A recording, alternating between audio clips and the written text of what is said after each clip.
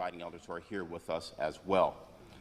I am Eric Manning. I'm the pastor of Mother Emanuel, and I thank you for being with us, as well as Congressman Clyburn for giving us this opportunity to share on what is very important for this church. If you remember, coming up on 4 years ago, June 17th, 2015, a lone gunman came into this church and killed 9 members. Reverend Clemente Pinckney, Reverend Daniel Simmons Sr., Reverend Sharonda Coleman Singleton, Reverend DePayne Dr. Middleton, Myra Thompson, Susie Jackson, Ethel Lance, Cynthia Hurd, and Tawanza Sanders. Their names will always be remembered, and we are thankful today that Congressman Clyburn is here to share with us on what is very important as we reflect upon those names. Let us never forget what has happened. Thank you. I will now turn the microphone over to our representative, Representative Clyburn. Thank you very much, Pastor Manning, and thanks to all of you for being here. Distinguished clergy, elected officials, immediate past mayor, current mayor, thank you all so much for being here.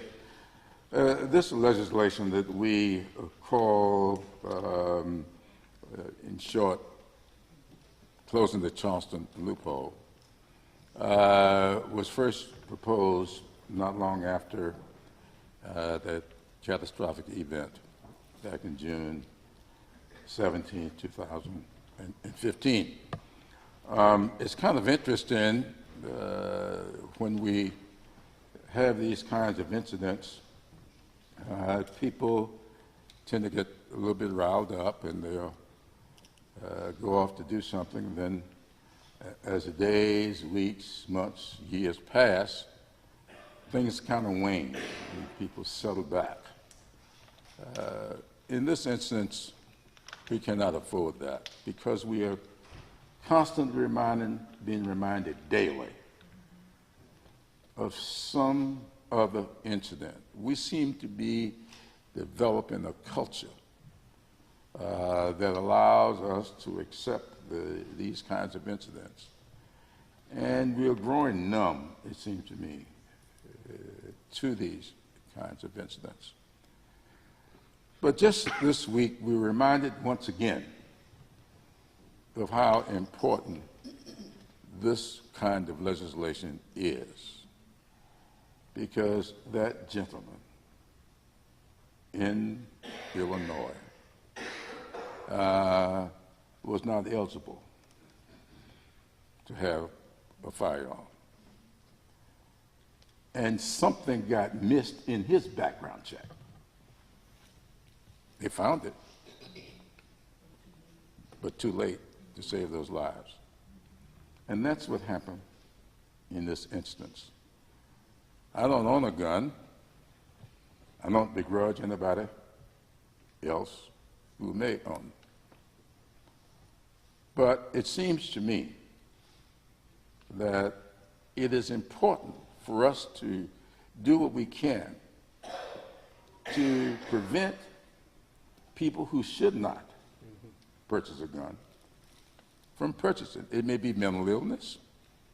It may be the propensity to do harm. Whatever it may be, we ought to have sufficient time to try to check out the purchaser. That's all we're trying to do with this legislation. We're not trying to keep anybody who wants to own a gun from owning a gun. We just want to have time built into the system so that we can check. And unfortunately, as is the case so often, this legislation is being grossly misrepresented by our friends in the gun owners community. I read just yesterday and again this morning something put out by Gun Owners Association saying they got it from the National Rifle Association that we are eliminating the waiting period. Nothing could be further from the truth. I wish you would read the legislation. We are extending the waiting period from 3 days to 10.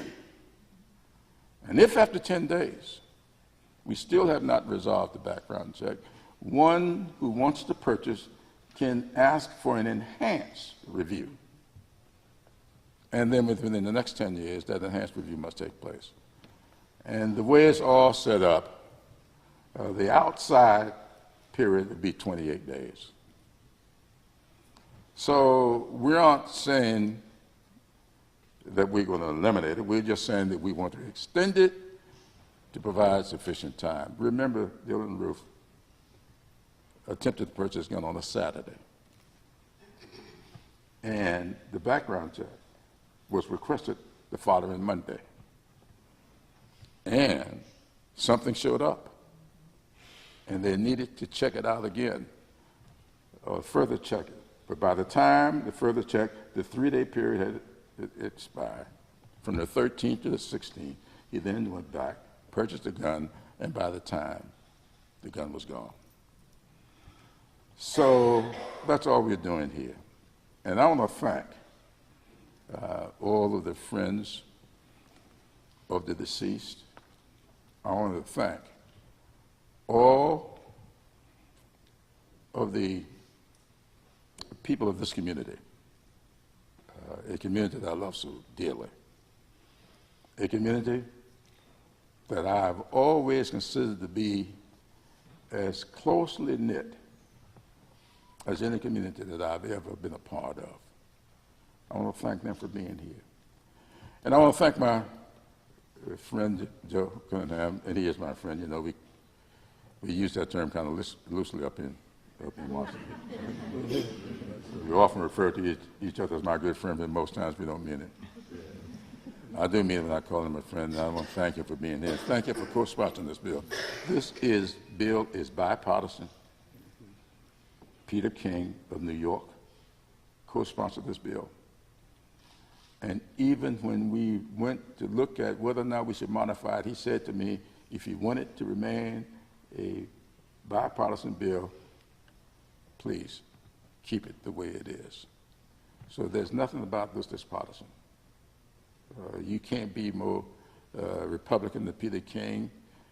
You can't be more Democrat as Jim Clyburn.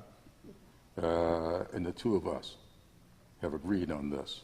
And I want to thank my friend Joe Cunningham for signing on as a co-sponsor of the bill, and I present him at this time. Thanks, Congressman. Thank you, Congressman Clyburn. Thank you, Reverend Manning, for opening the doors here today, and thank you, everyone who showed up. I will simply echo a lot of what Congressman Clyburn has said about these daily reminders that some type of action is needed. And having practiced law 2 blocks away, having worshiped in this church, on my way to work every single day over on the corner of East Bay and Calhoun, I would drive past this church. And this is a majestic structure that jumps out at you. You cannot miss it when driving down Calhoun Street. And when you drive by, it is a constant reminder of the disaster, the catastrophe that happened inside this place of worship. And that reminder is a constant reminder for the need for change within our system.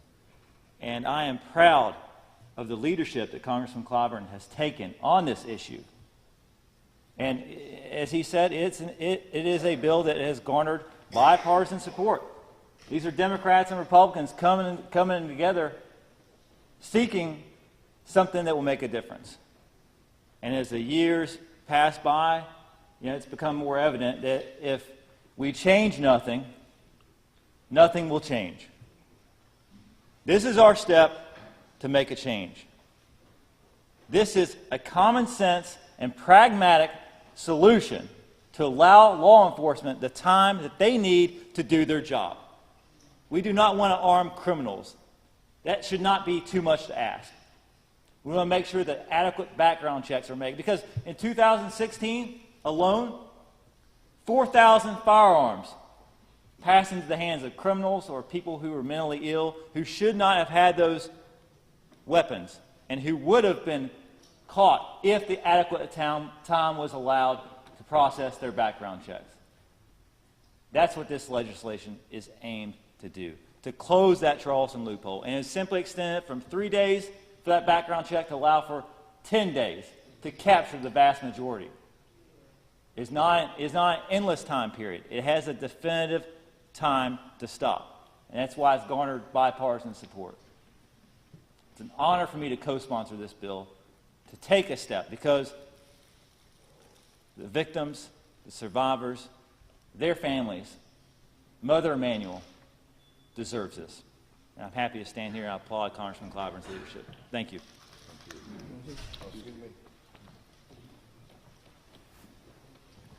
We're all here this morning, I believe, in unanimity in thankfulness for the leadership of Congressman Clyburn and Cunningham for this issue. I was born in Charleston. I love my city. Many Charlestonians here, we all love our city. We're proud of Charleston in so many ways. We are not proud that a loophole is named the Charleston loophole that allowed such a tragedy to happen right here, Reverend Manning, at Mother Emanuel Church. But it's not for our good name that we thank you, Congressman and Congressman. It's not just for our good name. It's the tragedies that can be prevented by this common sense measure. And as Congressman Clyburn said, with the support of Congressman King, a good Republican, that this is more than bipartisan. This is just plain common sense, that we give our law enforcement a few extra days so that tragedies like this can be prevented in the future. So I say God bless you, and thank you for your leadership and your effort. We're with you 1,000%, and anything we can do to help with this passage, we're with you. Thank you. Mayor Rowley. Well, I wish to thank and commend Congressman Jim Clyburn for introducing this legislation, and Congressman Joe Cunningham for his support. We all grew up hearing the term haste makes waste. And in this instance, in the subject matter, haste causes death and violence. There's no reason to have a hasty process to determine if someone is eligible to own a gun, or that someone is not ineligible because of a series of issues, whether it's criminal record or mental health record. Of all things, we don't want to do this hastily to give a permit to own a firearm. This is a gun owner's bill. It doesn't prevent anyone from owning a gun. It just says that we're not going to be hasty, and we're going to give what our law-abiding citizens deserve in America: a reasonable amount of time, a non-hasty process to make sure that those who acquire firearms are legally allowed to do so. So Congressman Clyburn, who've had the joy of knowing and working with for many years, just like him, tackle a difficult matter and come up with a positive solution, and certainly for Congressman Cunningham's ready support to assist in getting this legislation made into a law. Thank you.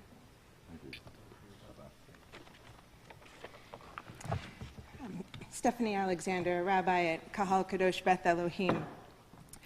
Do not stand idly by where your neighbor's blood is shed.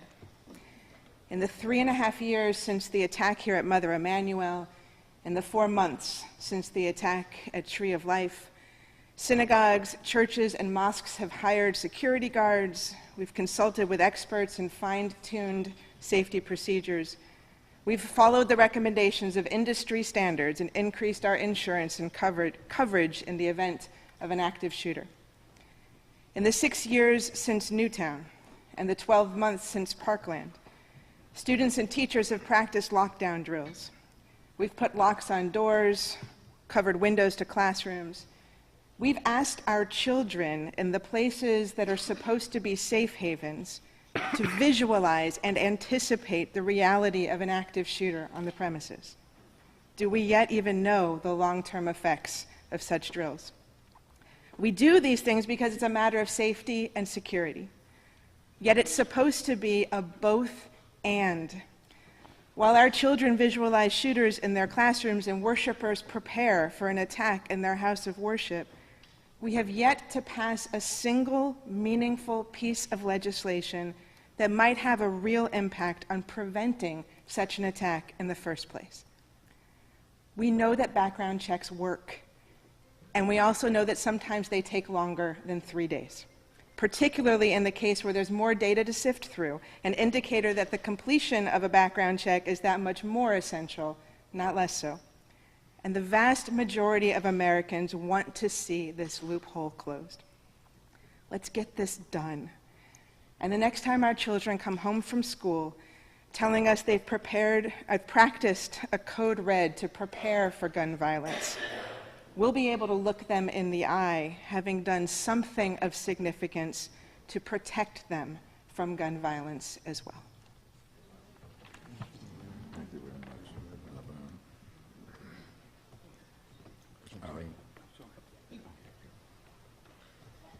I'm Eileen Turbo, and I'm speaking on behalf of the Charleston Jewish Federation.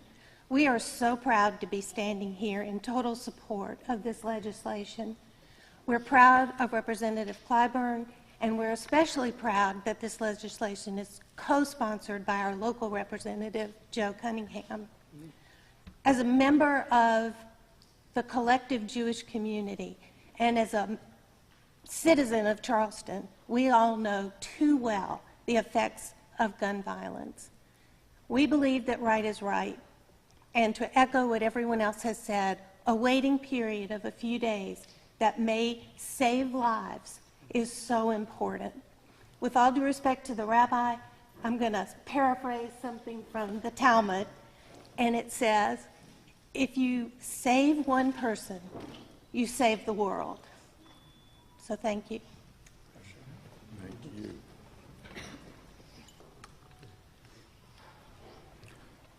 I am the Reverend Nelson B. Rivers III. I am the Vice President of Religious Affairs and External Relations of the National Action Network. I'm also pastor of Charity Missionary Baptist Church. I do bring you greetings on behalf of the Reverend Al Sharpton and the National Action Network family that is proud to support this legislation. I want to thank Congressman Jim Clyburn, who I've known since we both had black hair, and Congressman, or hair period, and Congressman Joe Cunningham, who we met when he was on the trail, and we are so glad that he has the courage to stand where we are. If I step back 2 steps, I was married to my beautiful wife Carolyn at this spot in 1983. 15 years before the slaughter of my friend Reverend Clemente Pinckney and my friend Reverend Dupain Doctor, my daughter, our oldest daughter, Dana, was married exactly 15 years to the day. I mean, she was married exactly 15 years to the day that they took those lives downstairs. So Mother Emanuel is special. After the tragedy, I was on the bus during the Freedom Road tour with Rabbi Alexander and Reverend Jeremy Rutledge. We boarded a plane 5 o'clock in the morning in Montgomery to come back to Charleston. Wondering what happened. Was an attack on People of faith, progressives, or what? We talked to Mayor Riley. We had a rally at TD Arena. And at the rally, many people had just come from holding their hands across the bridge. And so I stand today to ask you, if you still got your hands, why don't you take them, send a letter, an email, to a text to your congressperson, and tell them that you want to do something meaningful. I did not hold my hands across the bridge because I wanted something that would last longer than the symbolism of saying you're with us. This is our chance. Dr. King is often quoted, but almost never followed. And Dr. King made a tremendous quote in his book, Where Do We Go From Here? He said, true leaders are not searchers for consensus. A true leader is a molder of consensus. And I always put the Rivers remix on that to say that real leaders don't do what is popular and try to make it right. A real leader does what is right and works till it becomes popular. We need a new consensus in America. And the consensus ought to be, it makes sense that you should have to wait to get a gun to kill somebody. And since it makes sense, we ought to do it. So I thank you, Congressman Clyburn, for your courage. He did not tell you that when we did the flag war 30 years ago, he had to wear a bulletproof vest. They threatened his life. But after this tragedy, we took the flag down. We need to do something else now. Take the guns out of the hands of killers who, based on racist hate or some other challenge in their minds, will come take the life of a person studying the Word of God. It's not enough, Charleston, to say you feel bad. You ought to feel good and do something right.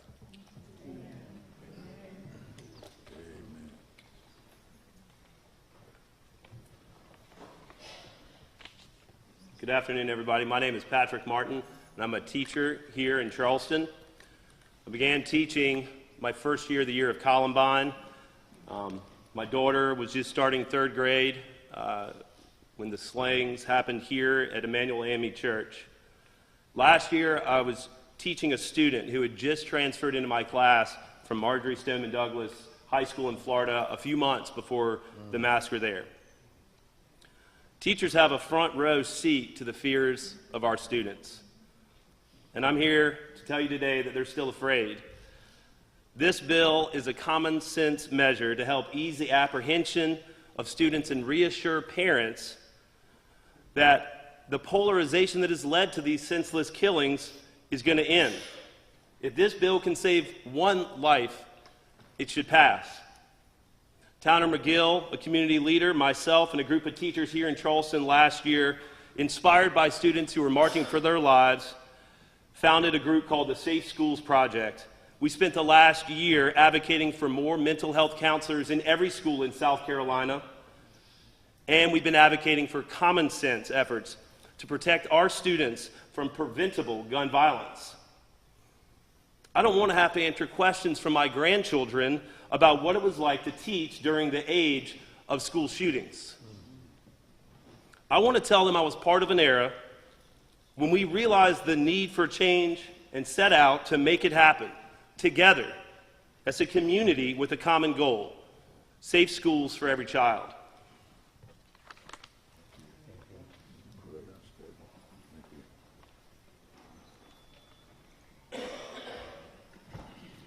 Hello, my name is Sydney Clinton. I'm a junior at Fort Dorchester High School and one of the co-founders of the Low Country Students for Political Action.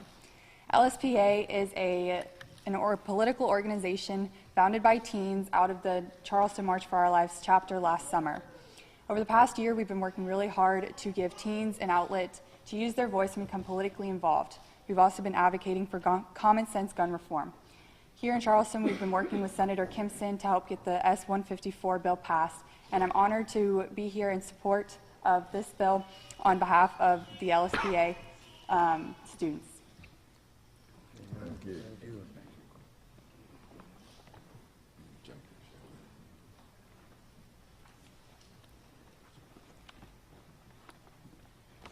Hi, I'm Jackie Shelley. I'm the state leader of Moms Demand Action.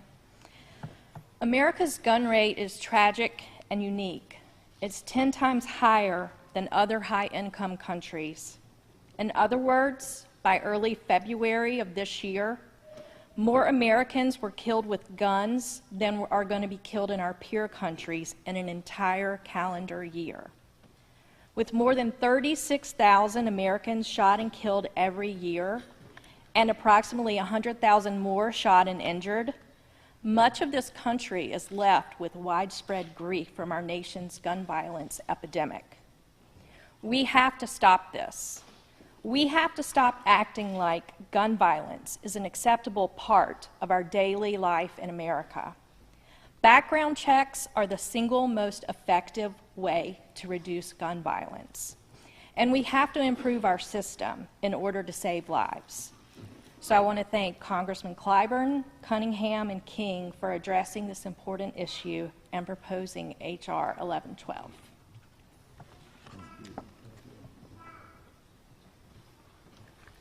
Good day. I'm Pastor Thomas Dixon, and I'm a member of the Brady Campaign to Prevent Gun Violence Board of Trustees. Brady background checks, it's been 25 years since they've been established, and during those 25 years, there's been 3 million guns kept out of the hands of those who shouldn't have had guns, even with the gaps, the loopholes as we call them. Think of how many more American lives could have been saved had those loopholes not been present. Now we stand here today with the chance to save American lives, those that were not saved over the last 25 years. Now we have a chance for change because of the legislation that's been put forth by our Congressman Clyburn, Congressman Cunningham, Congressman King, a bipartisan effort to save lives in America. But I'd like to say that I like to think of it a little differently, not as a bipartisan effort, but as an American effort. Because we as Americans have an obligation to one another to make America safe, to keep America safe, and to ensure that every American has the right to live out the American dream, be it in a church, be it in a school, be it in a movie theater or at a concert. Every American should have the right to live out their lives safe from gun violence. So I appreciate the Congressman for pushing this bill forward, and on behalf of the Brady Campaign to Prevent Gun Violence, we stand in support of H.R. 1112, and anything that we can do to help to push it forward, count on our support.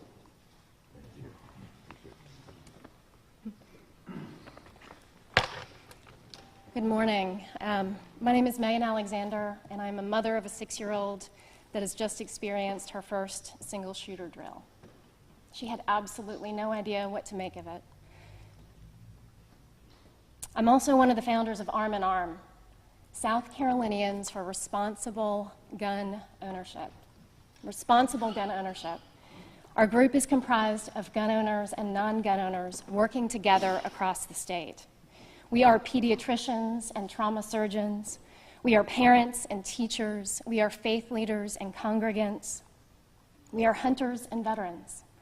We formed Arm in Arm just days after the shooting, not only because our community was absolutely devastated, but also because we quickly realized that there is so much we can do to address this public health crisis.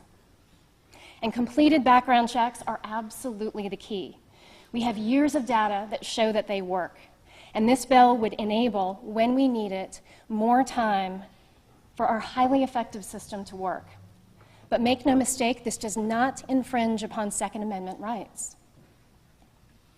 In fact, this change in the delay period would only affect flagged purchasers, people who have something in their history that indicates that they may not pass a background check. On behalf of Arm in Arm, thank you to the bipartisan sponsors, and we urge all of you to support this legislation. Support it for Charleston. Support it for the 9 beautiful souls that we lost right here. And support it to make our schools and our homes and our places of worship safer than they are today. Now is the time to get this done. Thank you. Thank you. Thanks to all of you for being here and being a part of this today. Let me close and we'll open for whatever questions. I have been quoting often in recent weeks and months a little sentence in a pretty big book written by Alexis de Tocqueville when he studied our country and decided that there was a certain genius about America that he wanted to find the source of. And de Tocqueville wrote in that one little sentence in his book, Democracy in America, that America's greatness is not because it is more enlightened than any other nation, but rather because it has always been able to repair its faults. This is a fault in need of repair, and I would hope we would demonstrate once again America's greatness by doing so. If you have any questions, my schoolmate, classmate, Liz Hunt, Austin. Thank you, my dear friends, Cunningham, Congressman Clyburn. I've been following the political process. My question is, how long will it take for the House and whatever representatives to put this bill in action? What's the timeline? Well, as you probably know, I am the vote counter on the House side. And I'll tell you, as Reverend Rivers will say, how long? Not long. We're going to pass this bill within the next several days in the House side.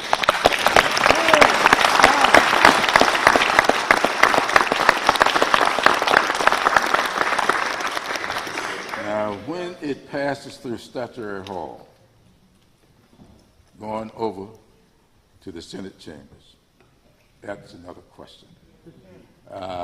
So the House, I think, is going to pass this bill within the next several days, and we'll keep our fingers crossed and hope we can get some bipartisan support over on the Senate side.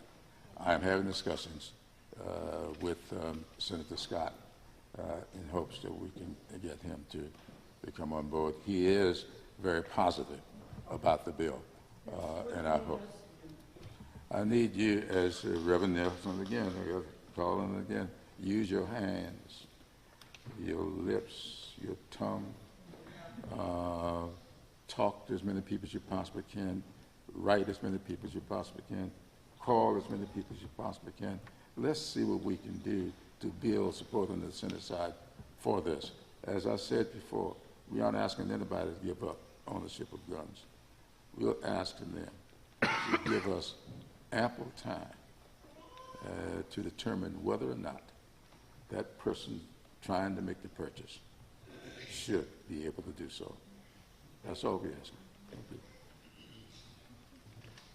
Well, thank you all so much for being here. And let me once again thank all of the members from the faith community, especially for being here. I know.